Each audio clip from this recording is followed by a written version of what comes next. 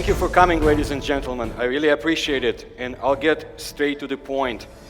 The news from Russia yesterday was that the Arctic areas are getting an expansion of the military force, a great one, and basically that's how it should be, because they are facing interesting objects in the area, or in the skies and in the ocean, and they are concerned, and I don't think they're getting ready to fight Canada over it, or the United States. So I wanted to get into the presentation, and just to say that because of my unique circumstances, I'm very glad that I'm able to tell you about the situation in Russia, the Soviet Union, Eurasia, within the time allowed. I wanted to show you some of the books that are published, myself and Philip Mantle in the UK. We write quite a lot, and we get books published all over the world, and it gives us an opportunity to get also in some other information and compare cases. And when you start comparing, a lot of things come out, patterns, cases, so forth. But I also present my new information, my new research at my YouTube channel, Paul Stonehill Paranormal Research. I urge you to look at it because I keep adding new videos.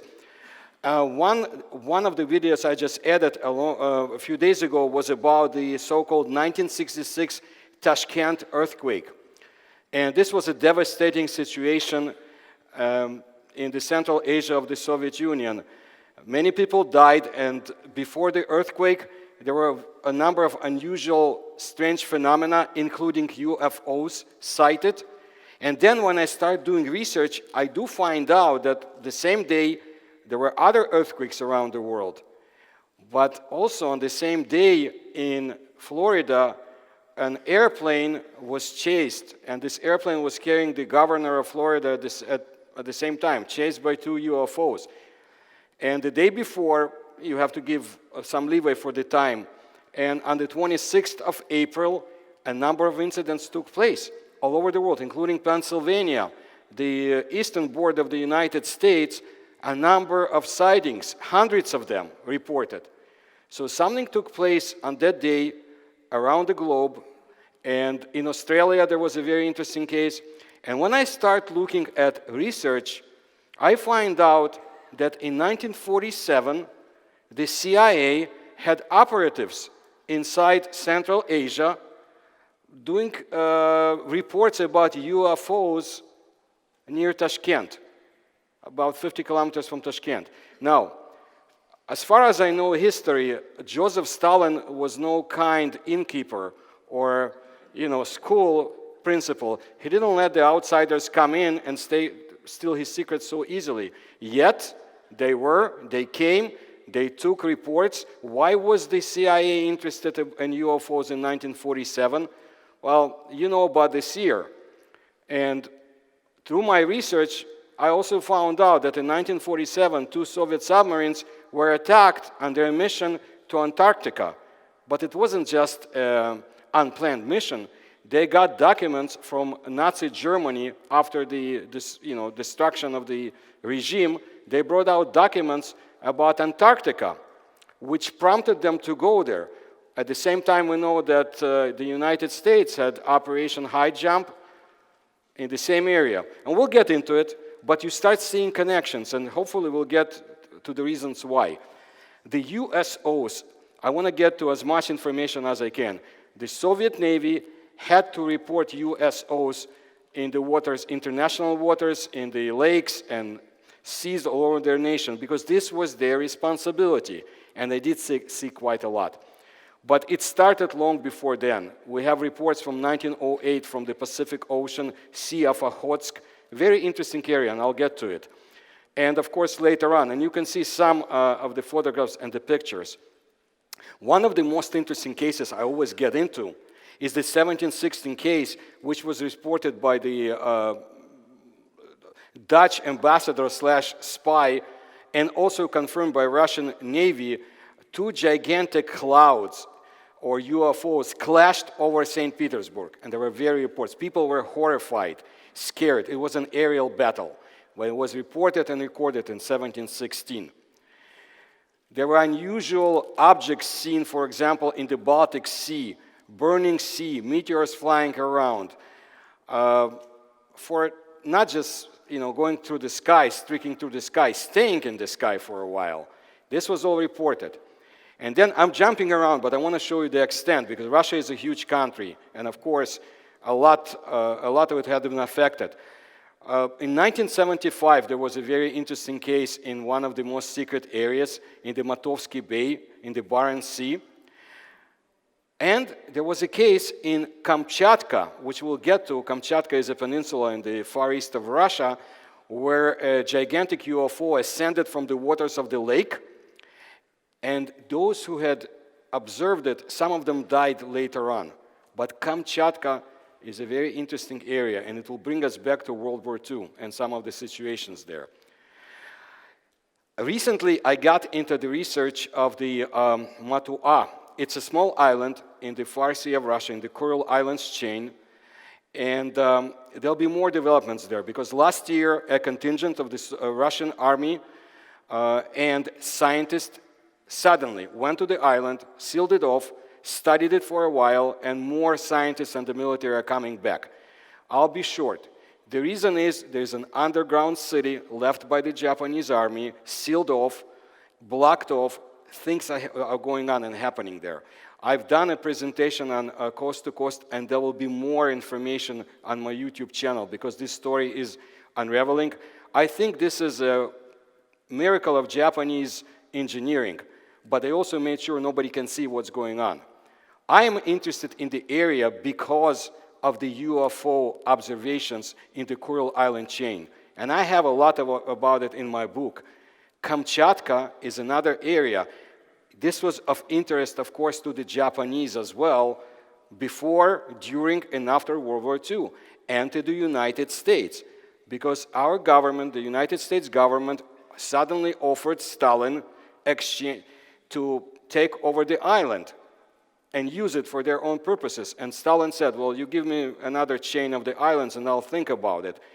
But, he never did it. But the United States lost at least 2 submarines during World War II there, was very much interested in getting to the island too, but the Japanese were fighting back hard, except when the time came to fight the Soviets, they didn't, because they moved most of the objects inside the island itself, as far as we know. Now, there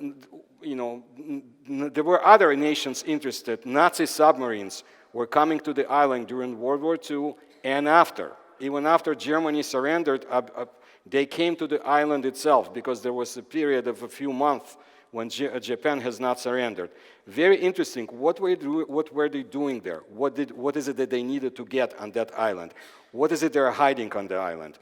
Some of the photographs I'll show you are people from the Soviet Navy directly involved in the USO research, because in the late 1960s, the Soviets got so worried, they created special scientific naval teams staffed with high-level scientists and naval officers.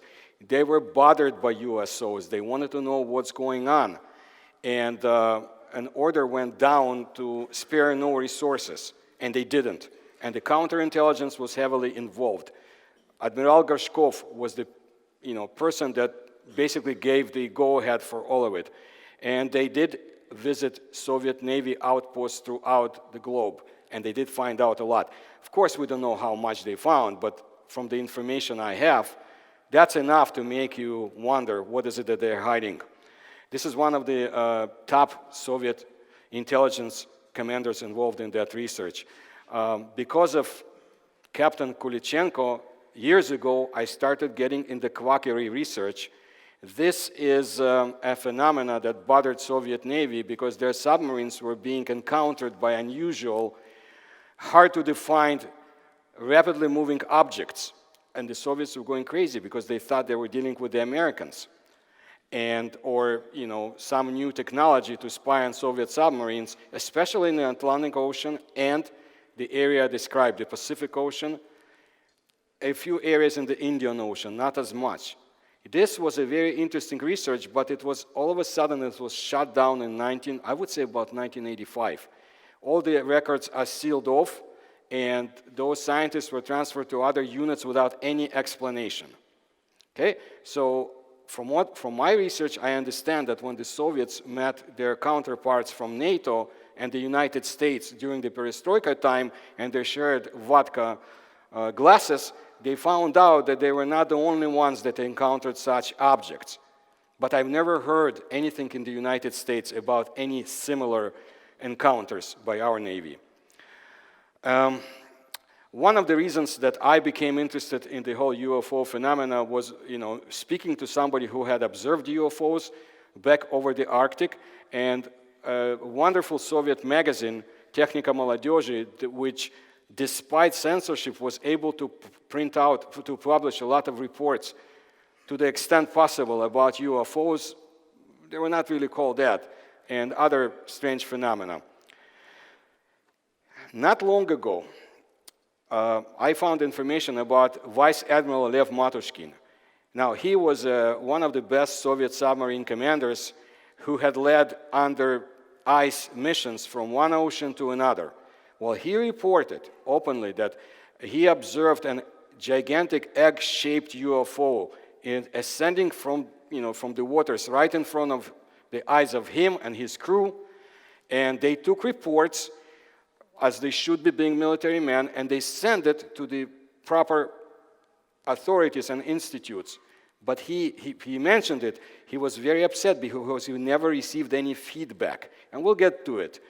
Reports are being taken by people who are trained to do so, compiled and sent upstairs, so to say, but nobody ever talks back to them. And the Soviet media, although it was completely controlled, is not much different from our media when it comes to UFO observations.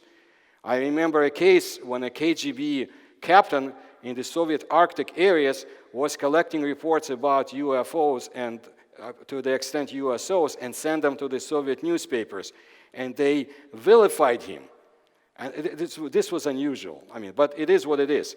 So this is where Lev Matushkin observed the UFOs by the Novaya Zemlya archipelago, very interesting area. Of course, still secret, still out of bounds to the foreigners, because the Soviets have conducted a number of nuclear experiments and others. And UFOs are like, flies coming to honey when it comes to nuclear experiments. Always around. Some of the areas of the UFO and USO research, Captain Litvinov was very instrumental in digging out hundreds of cases from around the world, and I gotta give it to him. He is a tireless researcher, and will bring out more information, I'm sure.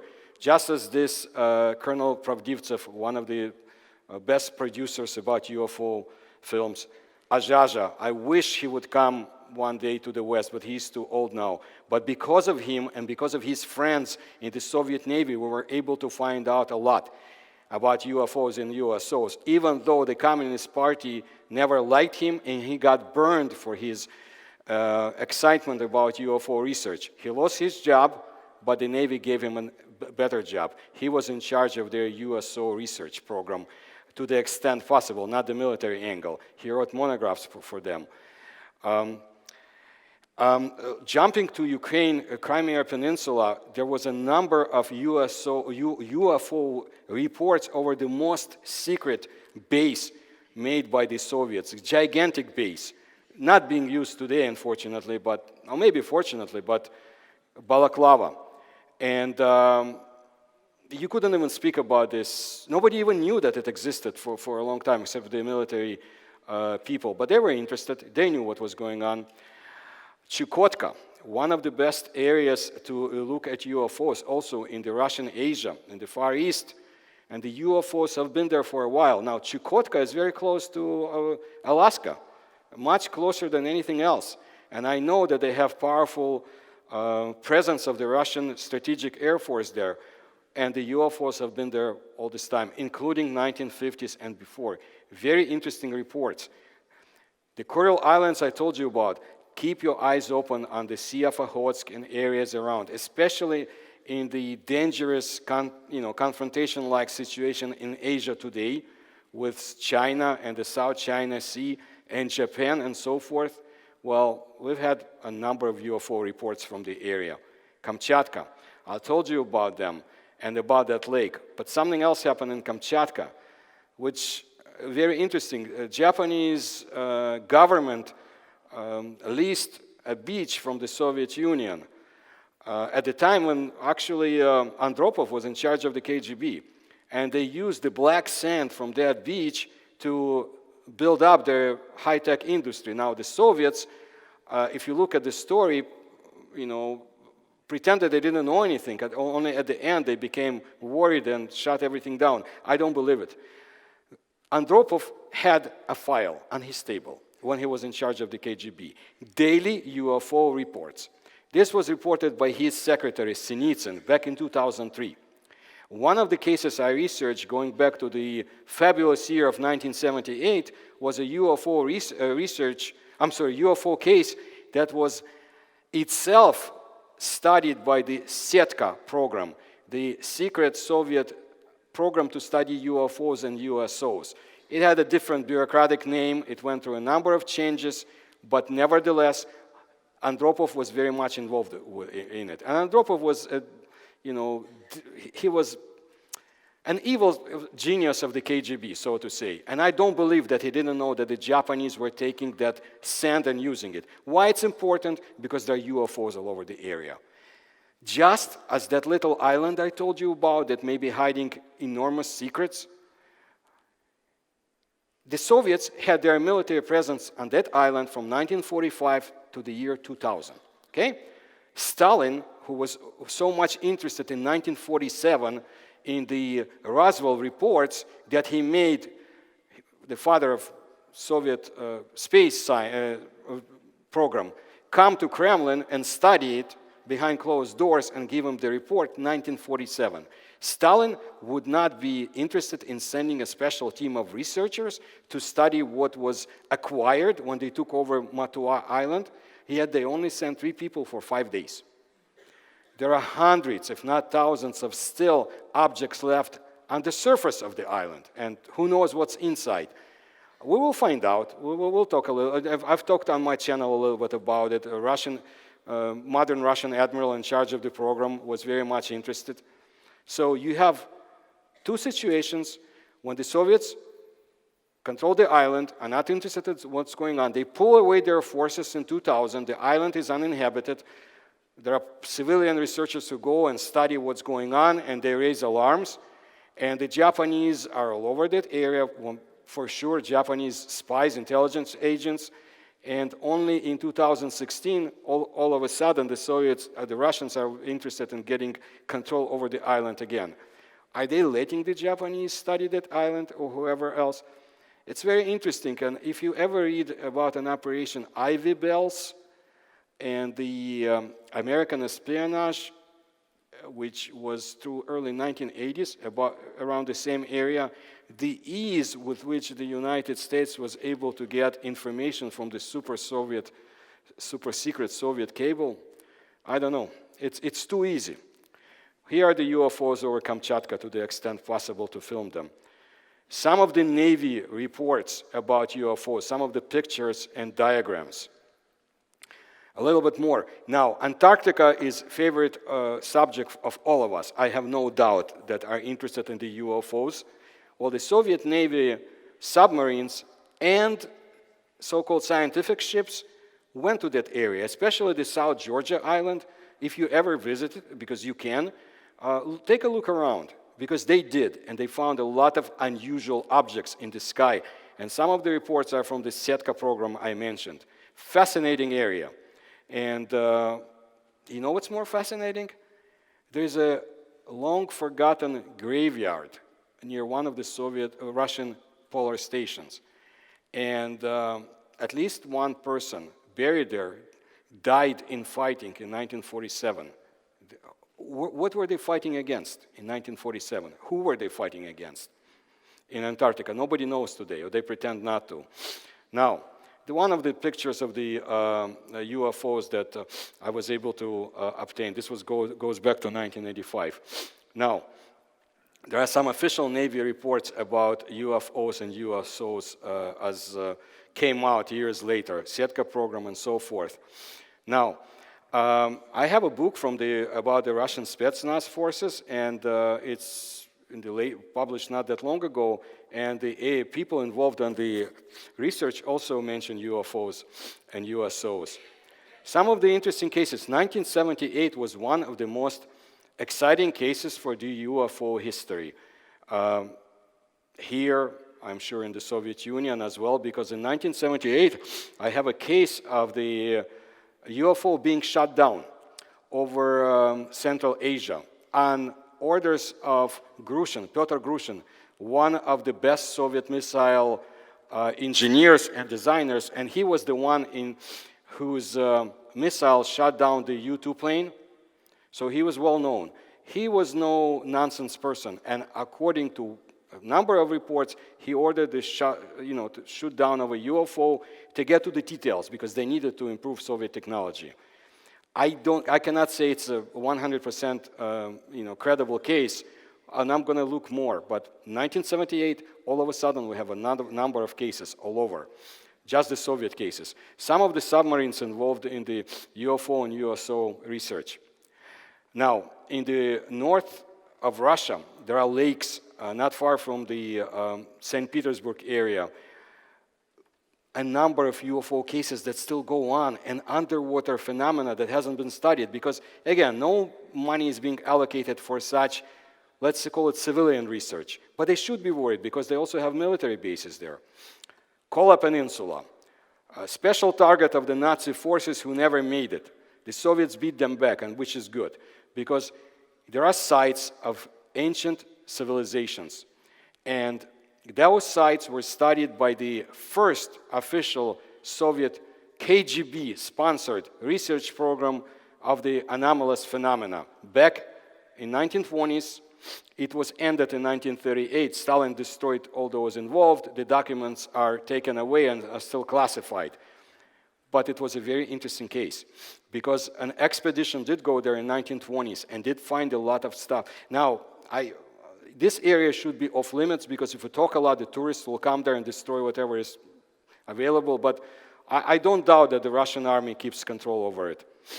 Lake Baikal, one of the stories I always report and investigate is the 1982 case of the Soviet frogmen who were trying to catch the so-called swimmers, underwater gigantic humanoid beings who didn't need any aqualungs or breathing apparatuses to do whatever they were doing down below. And the Soviets lost their frogmen because they were thrown out from the bottom of the lake. They never did catch anybody or anything, but they did send out officials to the other deep water lakes in the Soviet Union to warn local military commanders, don't touch them, okay? Do not do it. At the same time, a report went from the engineering forces of the Soviet Union describing UFOs and USOs coming in and out of the waters of the Soviet seas and so forth.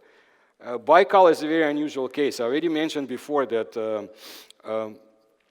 the modern leader of Russia likes to take deep dives, and he did go there not that long ago. And Putin is a very curious person, and he was very much curious about Lake Baikal.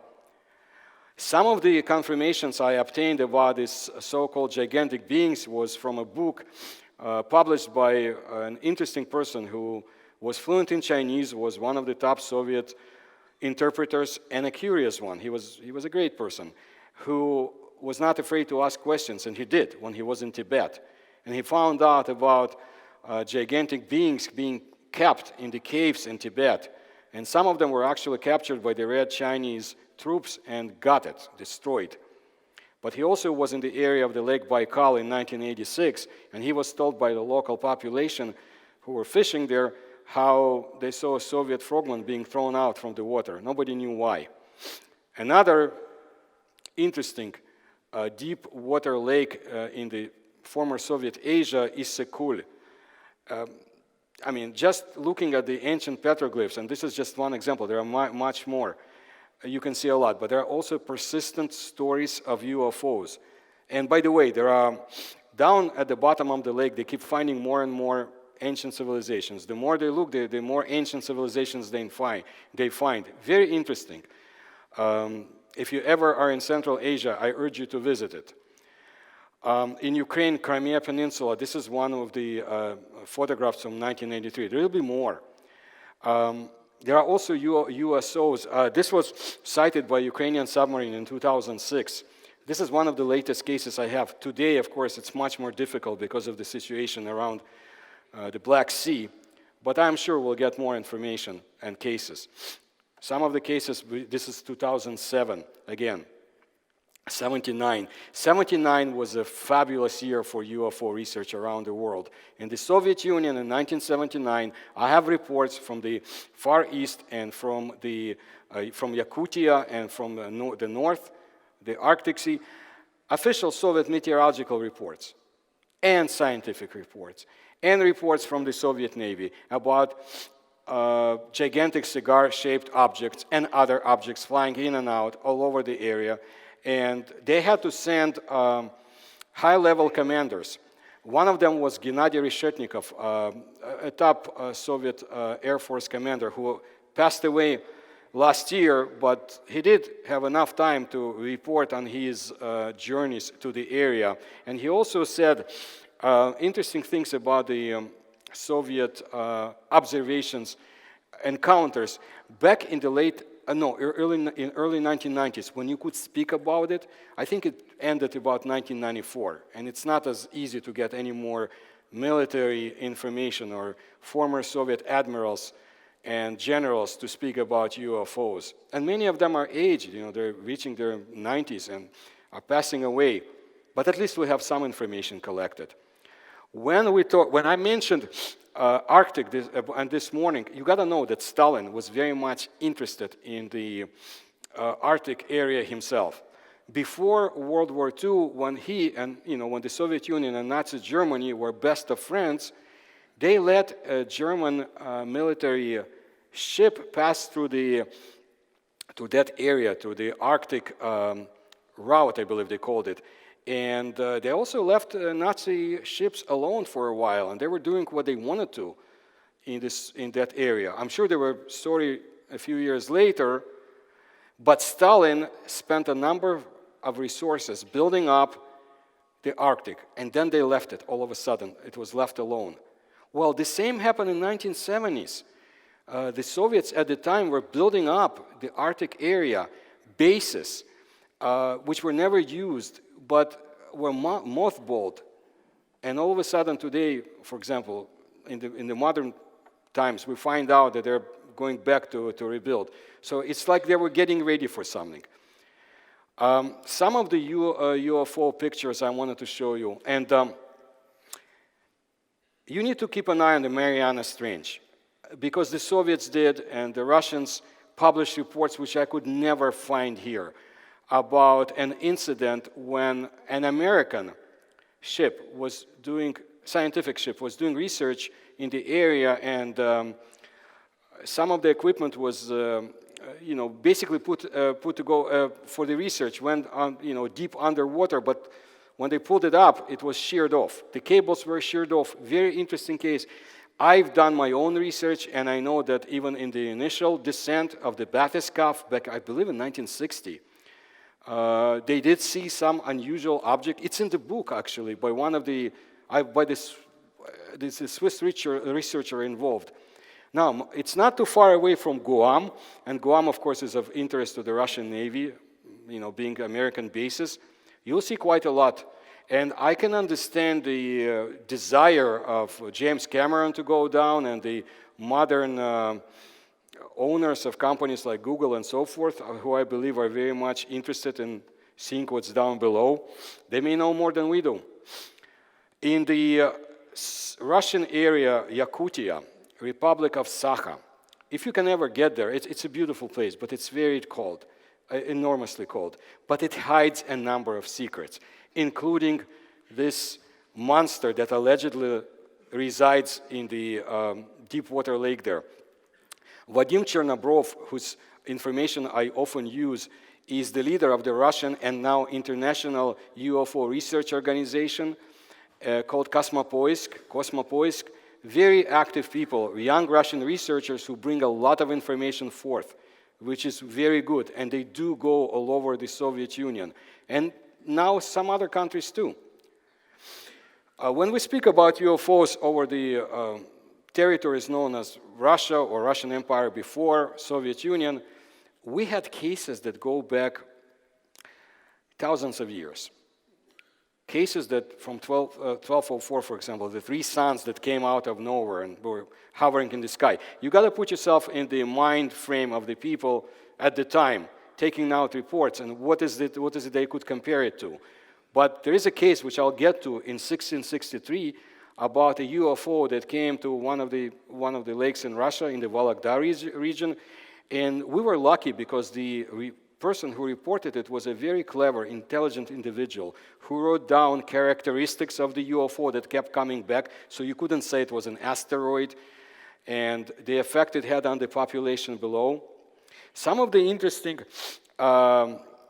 carvings from the very unusual area in terms of the paranormal phenomena, the Altai Mountains. There is a lot. There are depictions of spaceship-like objects there. And since we already speak about antiquity, we should go back 100,000 years or before. Ural Mountains, one of the most interesting paranormal areas of the former Soviet Union and Russia today. What was discovered was basically nanotechnology that goes back to 100,000 years, but more. I think as far away as 300,000 years before. And I know people who had researched it. They don't have funds to continue for more, but this is what they discovered.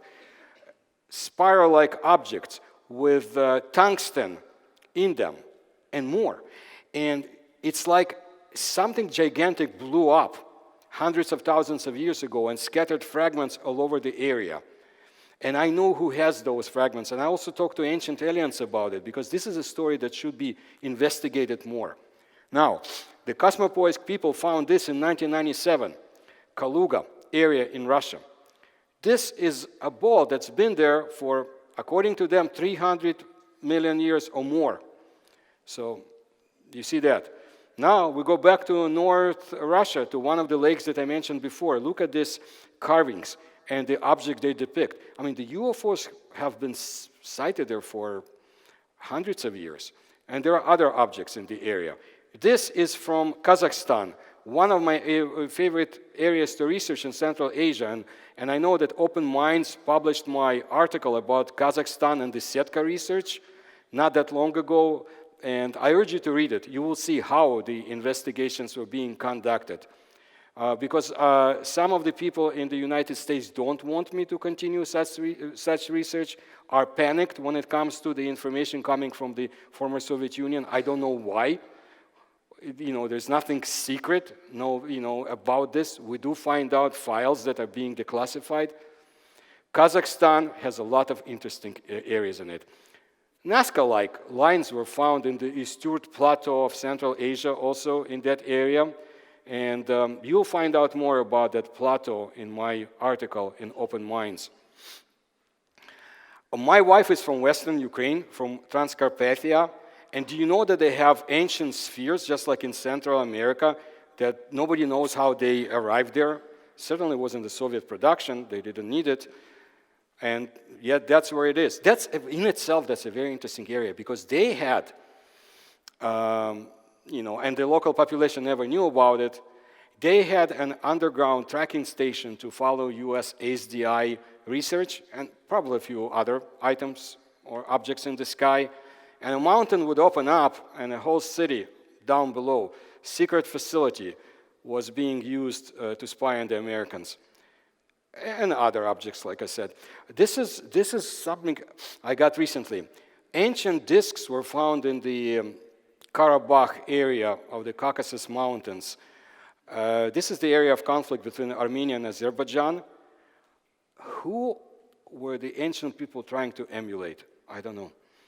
Look at it and tell me. Back to the Ural Mountain.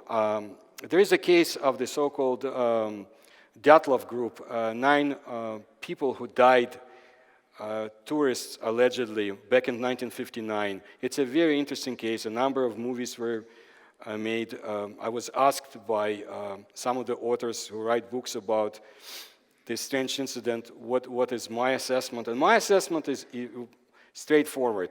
I've collected since, I would say, about 25 years ago or so, information about the ancient idol worshipped all over Russia, also in the Baltic lands to an extent, and Asia. It's called the Golden Woman.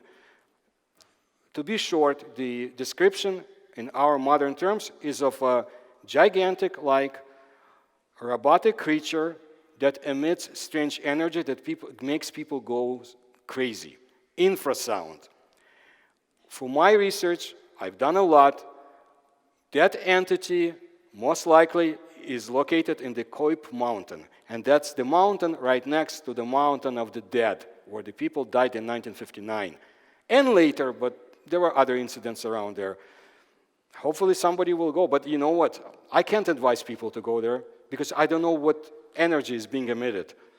Interesting story. Archaim, this is I know ancient aliens covered it too, but it's an ancient city in the South Ural Mountains that allegedly, well, people who lived there disappeared. Was it built by the aliens?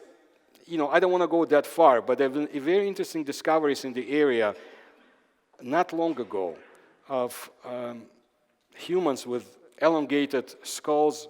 There's a lot of interesting stuff that's happening in the south of the Urals. I just want to point to you some of the cases. Back to the Caucasus Mountains, about 5,000 years ago, there are strange structures which are being built by very short people. The legend says that these dwarf beings came from the sea, from the bottom of the sea, and they possessed unusual powers. When they tried to take apart one of these buildings, dolmens, they did, using very heavy machinery a few years ago. They couldn't put it back. They tried to, they couldn't put it back. So I think the governments in the area put an end to it, and I hope so, because we need to research what's going on. All over southern Russia and some of the areas in the Caucasus Mountains. This is from Ukraine. This was found, it's the 17th or 8th century, in one of the areas, Martinovka, in Ukraine. Very interesting objects. Of course, there's no money to study it, but it's there. When we speak about north of Russia, I mentioned it, there are interesting areas and phenomena. One of the most interesting is the labyrinths, they called the Babylons, that are all over Russia, and also in Sweden too, if I'm not mistaken. Who left them, nobody knows, but they say that strange power comes from them, and to me, because I study ancient Crete and the Minoan civilization, what's striking is that identical mazes were found on ancient Minoan coins. And I personally love to study that civilization because I do find out more and more, but that's outside of today's research. That's more of the labyrinths. This expedition by the KGB I told you about in the early 1920s had a few goals. One of them was to find out the zombie effect the local population is subjected to, and basically people are turned into zombies who can be willed to do whatever the shaman or whoever else wants to. Of course, the KGB was interested, no doubt.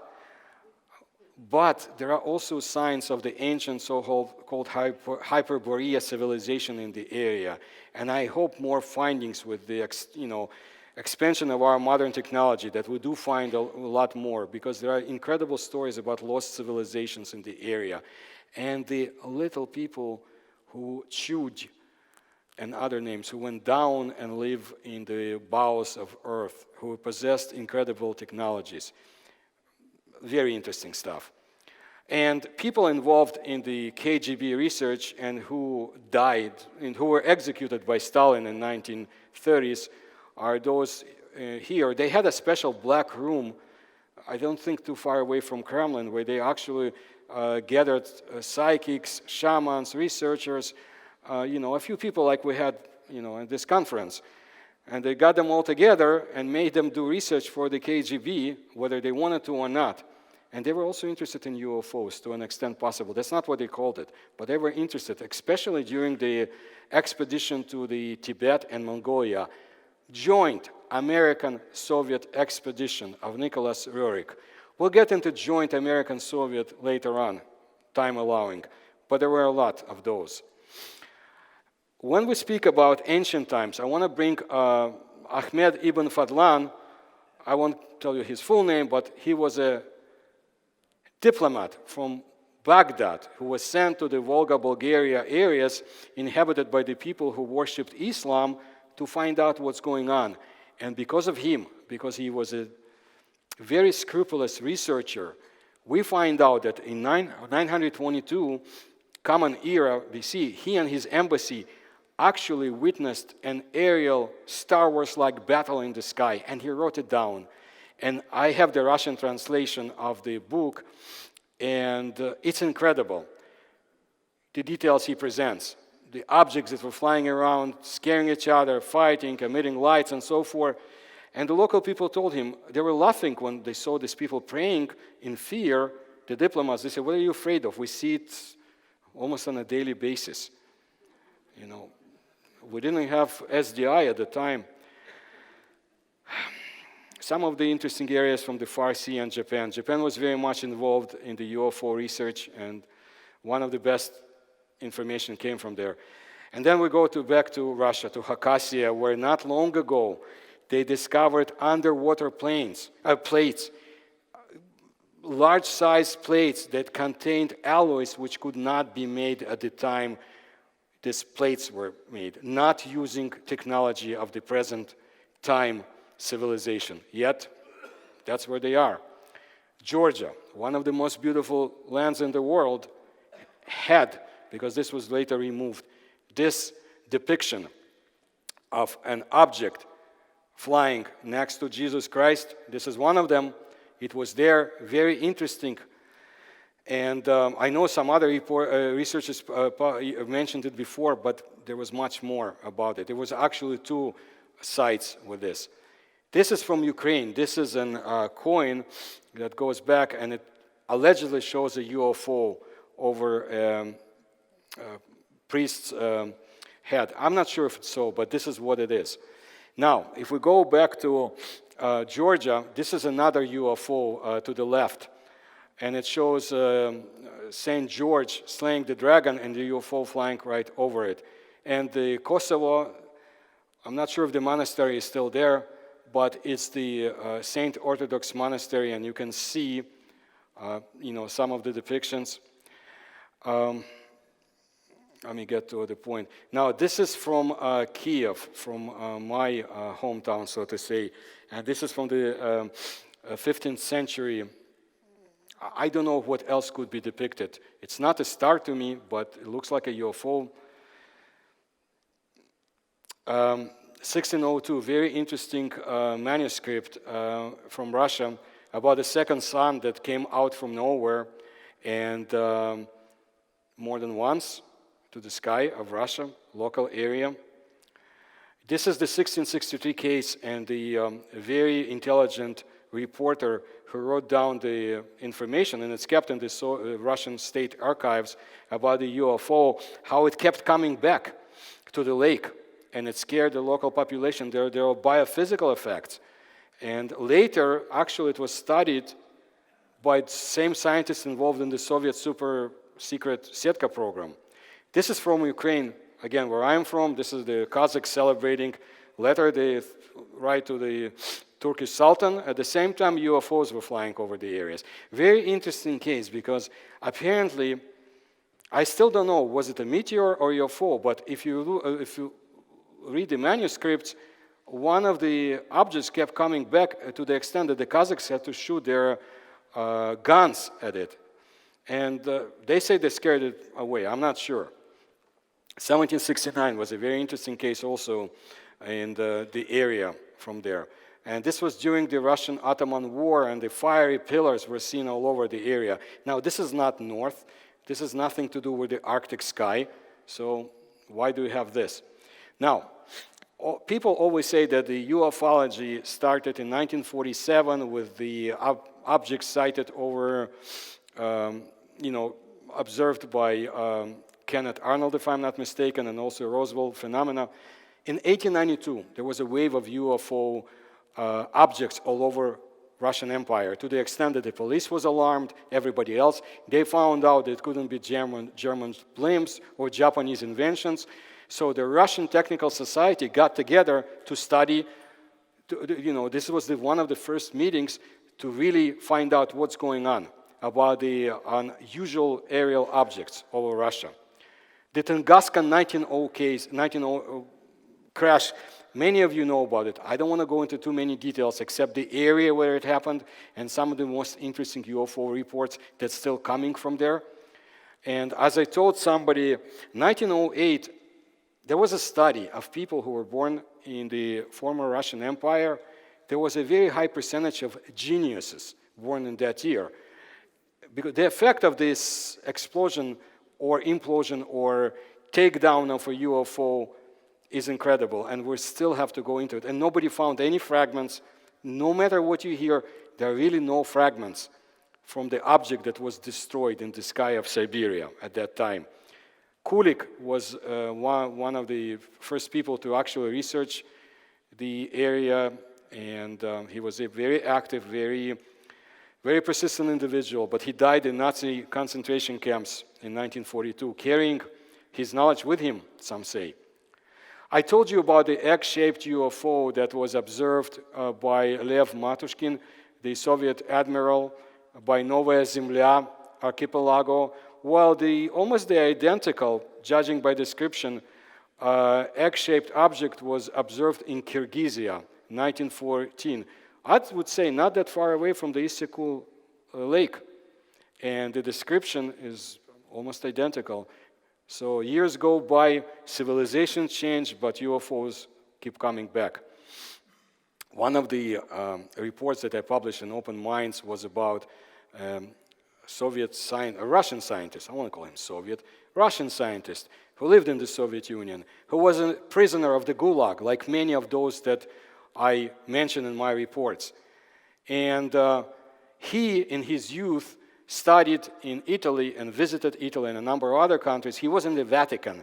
And he told his students later in the Soviet Union about the manuscripts that he was able to read in Vatican about UFOs, ancient aliens, and so forth. This was 1960. Nobody really talked about it, but he did. And he had a very hard life, but he was able to tell people about what he had seen. Crimea. This is from a postcard from 1930, a very interesting UFO observation. They really didn't know what a UFO was in 1930. Something very interesting I discovered.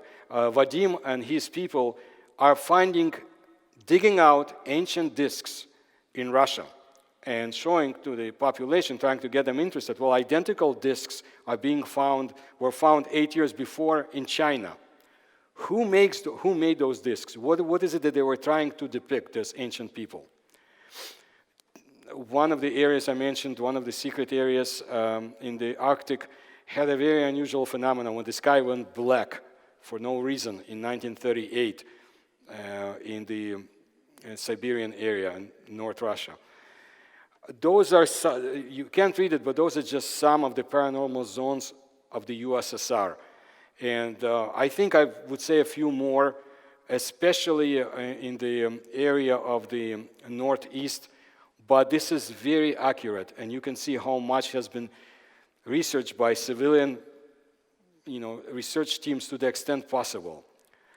Now, we already talked about the KGB and symbolism and everything else and World War II. Now we need to get into the Soviet Army and their observation of UFOs. One of the most interesting subjects I've discussed, and it's in my YouTube channel too, is the discovery of a shuttle-like miniature object in 1987 in the Soviet Union area. It was researched by the SETKA investigators, and some say it disappeared, others say it blew up by itself. I know that Gorbachev changed his itinerary just to get to that city instead of the other town he was supposed to visit. And Gorbachev is still alive, but he's not talking about this. Too bad. Soviet flyers were observing UFOs just like the Americans and everybody else. They didn't know what they were seeing. It wasn't the Foo Fighters in the lexicon that they used, but they were very unusual objects. Especially in 1943 over the Kursk tank battle, a gigantic battle that the Soviets won, and one of the battles that turned the war around. But at the same time, UFOs were quite interested. And we have reports of what was being seen over the area. One of the Soviet pilots, Apraksin, observed a number of UFOs and a gigantic cigar-shaped object in 1949. Cigar-shaped UFOs keep coming back, and you will see more reports about them. My presentation on YouTube, I go a lot into this case, and I mentioned it before. One of the cases to the left from 1950s is the object that was sighted by the Soviet Gulag prisoner who was at that time in exile in one of the most secret areas of Siberia, not too far away from the 1908 incident. And he observed gigantic UFO mothership, that cylinder-like, that was splitting into smaller objects, and he took very careful notes. It was taken away, a lot of it was taken away from him by the KGB when they visited the area. 1979, Soviet commander of the Soviet counterintelligence of the Pacific Navy mentioned an identical object doing the same thing. Very interesting. This is the case of the so-called solid ray. When a pilot would see a UFO that would emit a ray that was made of solid matter, and it almost destroyed this airplane. So I have a few reports from that gentleman. Mongolia. Nobody talks about Mongolia, but there are a lot of reports going back, I would say, to 1920s, and of course, and well before then, the legends of the underground lost cities of Mongolia, ancient civilization hiding under the Gobi Desert. If we have time, we'll get a little bit into that. Well, as you can understand, the Soviet army was not so much concerned about that as the neighbor of Mongolia, China. So they wanted to know what was flying over the territory, just like the Chinese wanted to find out what was coming from the Soviet side. And they were looking at UFOs because neither came from the adversarial area. Very interesting reports. When I mention reports about UFOs, I'm jumping, but I want to present you as much as possible. Late Colonel Officer, who was one of the top Soviet pilots during the war, he observed UFOs over Poland and gave a very interesting description about bright objects coming from nowhere, and all over that territory. They didn't know what it was. He also presented information about later cases because he was very persistent and wanted to find out, including some of the reports about the UFOs that were shot, that were being fired at by the Soviet army. He passed away in Israel a few years ago, where in Israel he was made an honorary pilot because they knew, his prowess, I should say. I was amazed to read his reports from 1944. Very accurate. Russian-Chechen wars attracted UFOs, many cases. And some were reported by the official military, some by people who lived down below, but it was a wave of UFOs at the time. Now, in 1991, the files that the KGB, they say all of the files allegedly, had kept on UFOs were given to Soviet researchers involved in the UFO research because of the Ukrainian cosmonaut Pavel Popovich, who was persistent in helping UFO people who involved in the UFO study reports. And it was the files were released by General Sham. Even if it's not all of the reports, what's being shown in the areas, in the available cases, and I have it in my books too, it's incredible. And the KGB per se was not interested in UFO research after Stalin's destruction of the initial organization, the KGB had to monitor spies, send their own spies here, and to make sure that the military facilities were not invaded by either humans or non-humans. And this was the extent of their interest. But you see, the Soviet population was so much subjugated. Not all, but a lot of people were so much trained that anything unusual, they would send reports to the KGB. You know, something was flying over his house, well, here's what happened. There were a lot of informants, not all, but a lot. And that's how the KGB reluctantly got their reports. It's the military that was involved in the real research. But this is from some of their files. And you can see some of the objects that were observed and how they were reported to the KGB. This is a very interesting 1978. Again, I go back to this year, over the Baikonur spaceport. Every time the Soviets launched secret space probes or space missions, the UFOs would be there.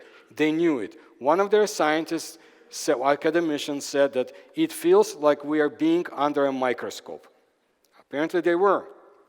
Kapustin Yar, very interesting launch facility. Often, I don't have a lot of pictures, as you can understand, but we had a lot of UFO sightings in the area.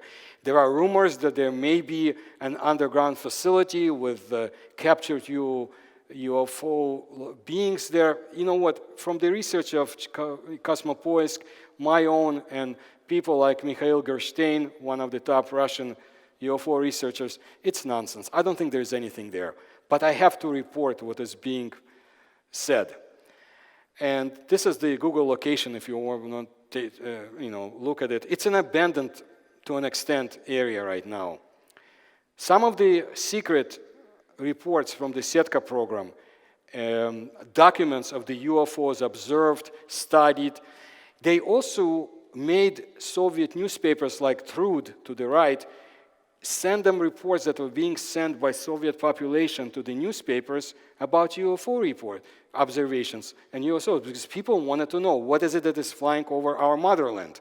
So they all sent it to the two facilities that had to receive reports from the military units, Navy, and from civilian. They had a parallel civilian program for the collection of UFO information. Nothing like that existed in the United States. And they had I'm sure China has its own UFO scene, but we're not going to talk about China too much today.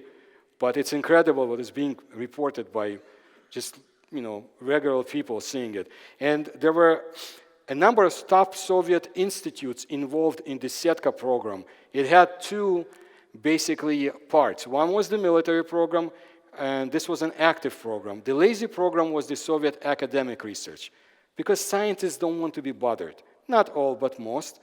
It's, why do we have to get involved with these bloody UFOs, whatever they are? Why risk our, academic standings? We're not interested.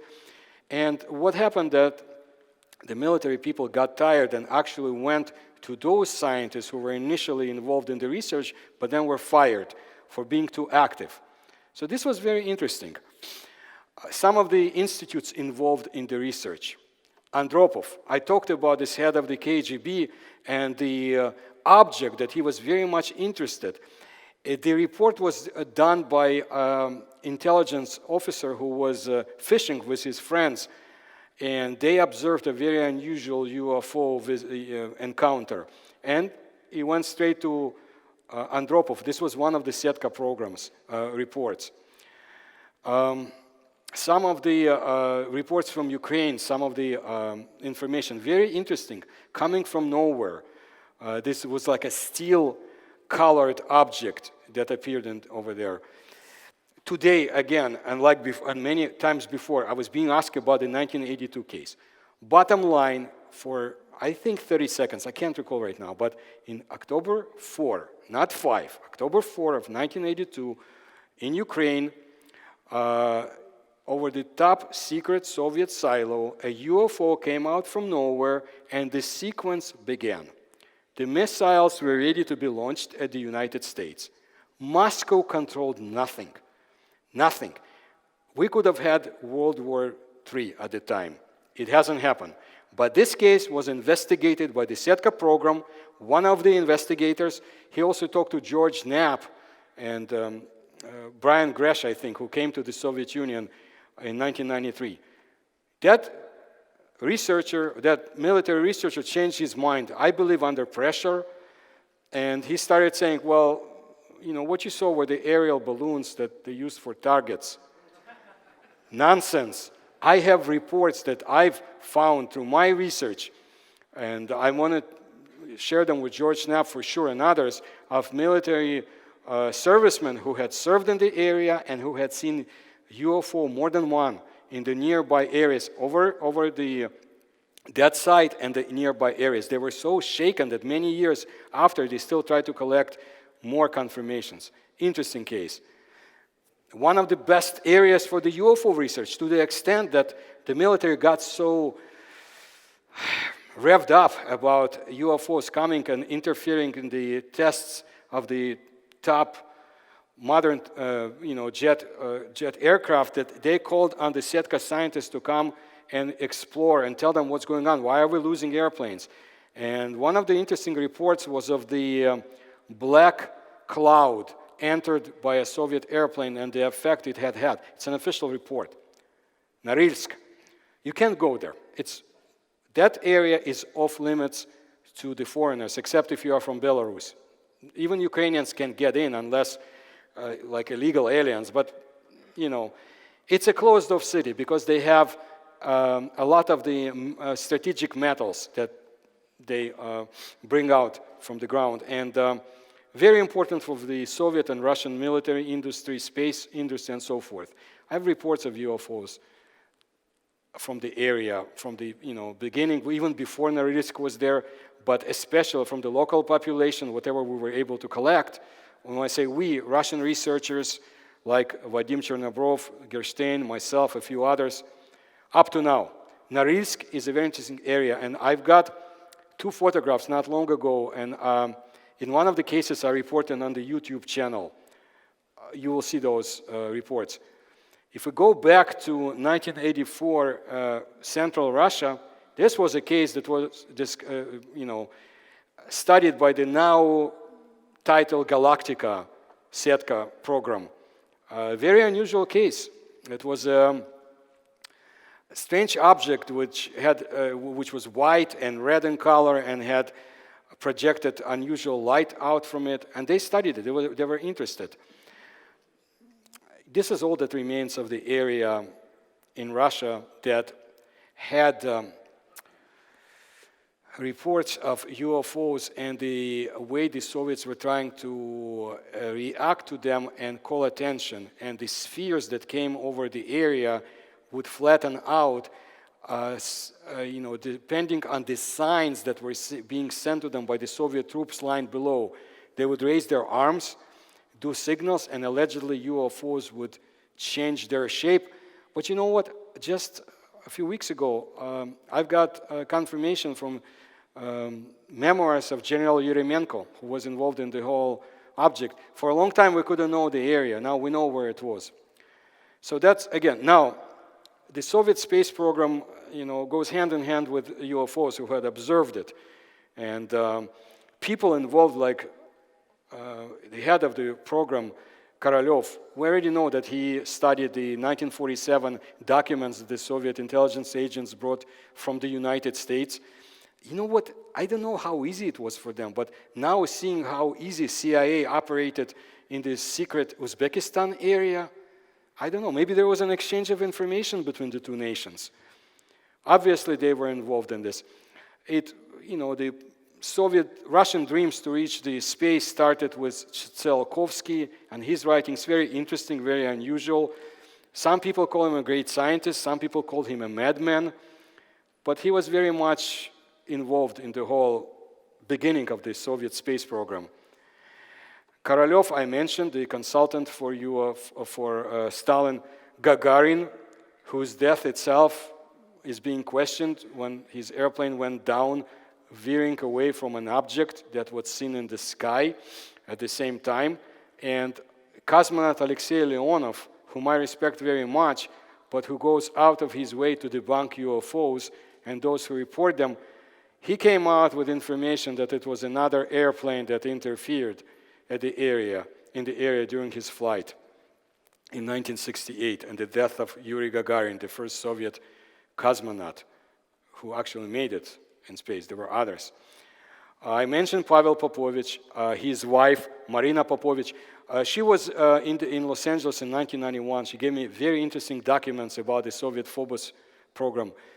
She is very active. She is aged, but she still continues to push UFO information to the extent possible. All of them talked about UFOs and what they had seen. Some of the Soviet programs had actual UFO encounters reported, very interesting cases that I go into. I think there was less fear to report it, hesitation because nobody wanted to lose their jobs, and they would. But you know, a lot of them had seen and heard strange sounds, sights, music, voices, a whisper that tells them, go back to Earth, you came here too early. I go into my research, it's interesting. Cosmonaut Grechko, who very much like Leonov believes in the ancient alien theories, and I don't know where they get their information. They're so much convinced and present so much information. At the same time, they are adamant. There are no UFOs now. We have not seen anything. But this is one of the paintings he talks about that he said convinced him that the UFOs are present. And this goes back to the 15th century. Very interesting painting. Igor Volk died last month. He was one of the most interesting Soviet cosmonauts and Russian cosmonauts. He had observed UFO on the way from the location where they trained cosmonauts with one of the scientists involved in the program, in the Buran program. They built a powerful shuttle, but they never did get to use it. It was an unmanned shuttle, very interesting case. Well, he did see a UFO, and he reported it. They were, ascending from the ground right in front of them. They came out from the car and observed it.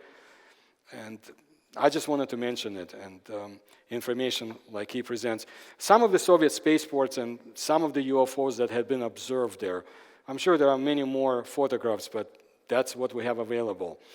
Again, more of the modern astronauts, Russian astronauts who had observed interesting objects that they know are not space garbage. So whoever says it's space garbage says garbage, because these guys came out forth and they say, well, they're not going to say it's a UFO. They say we cannot explain it. Some do say that they've, know about UFOs. Some of the Russian and Ukrainian cosmonauts who talked about UFOs.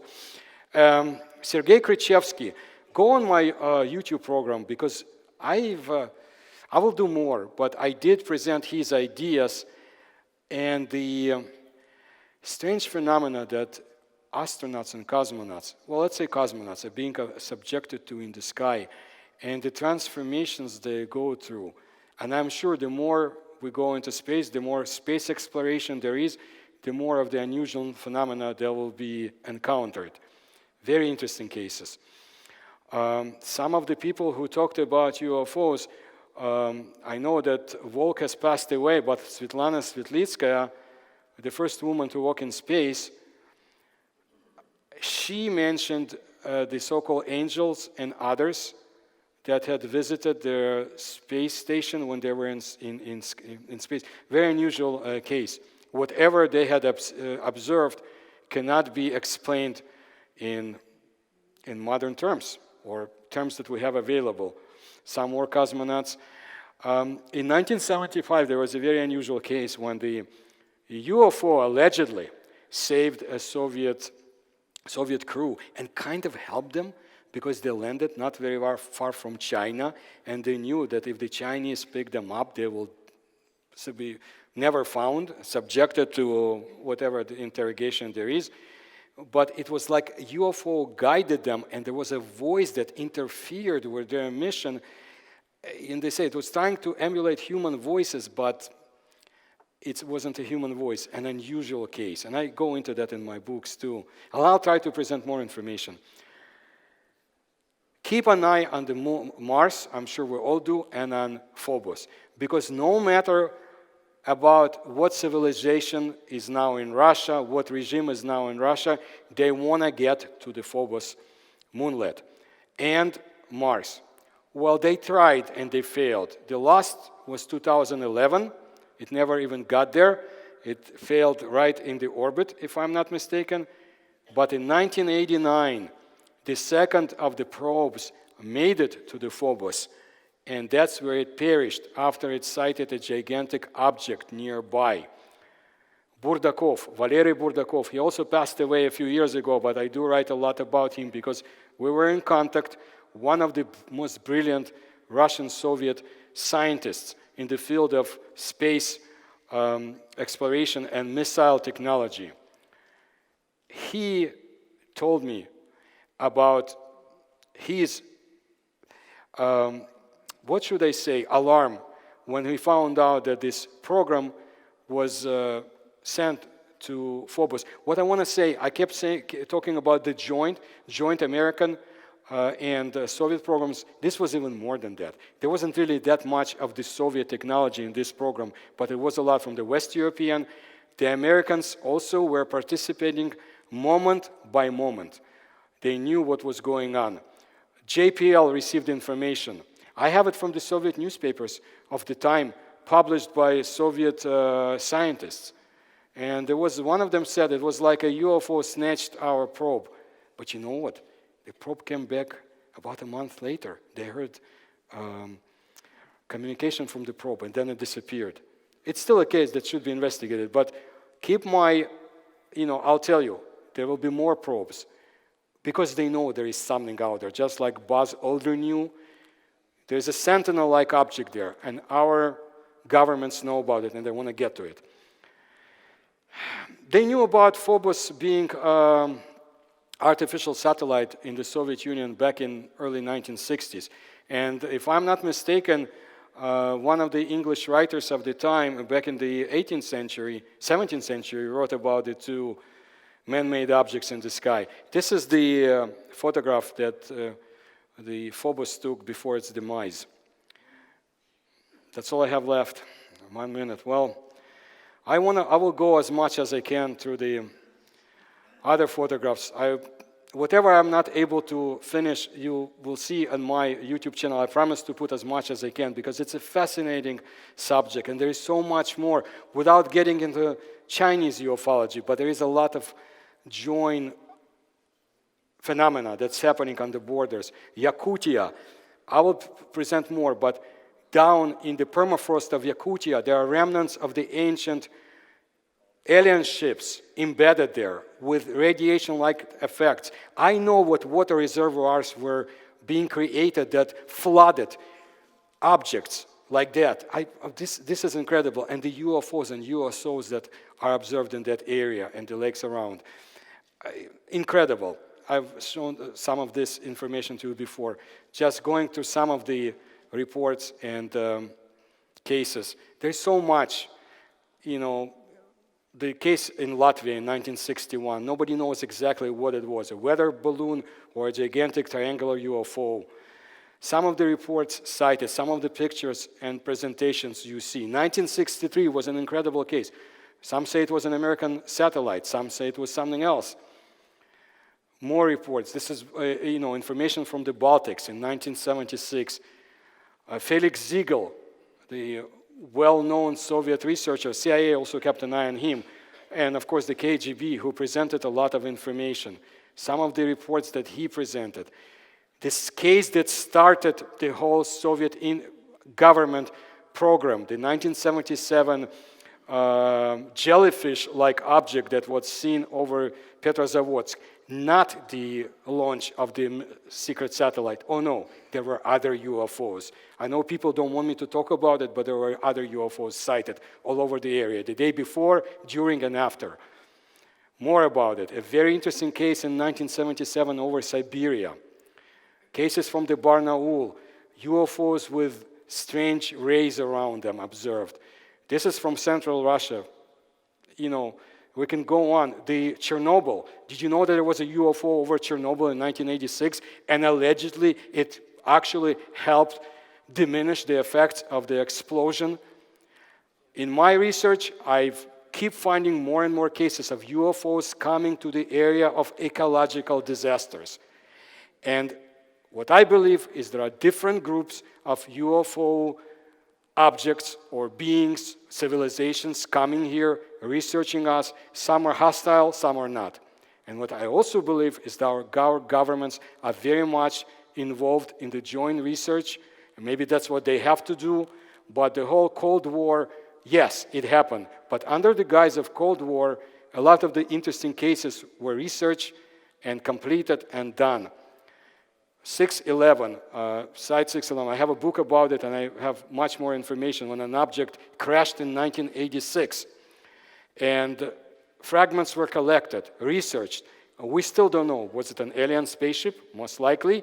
Was it a satellite, spy satellite from NATO? The Soviets are very quiet about it. Why would they be quiet if a NATO satellite crashed inside the Soviet territory? Why such humility all of a sudden? Thank you so much for coming.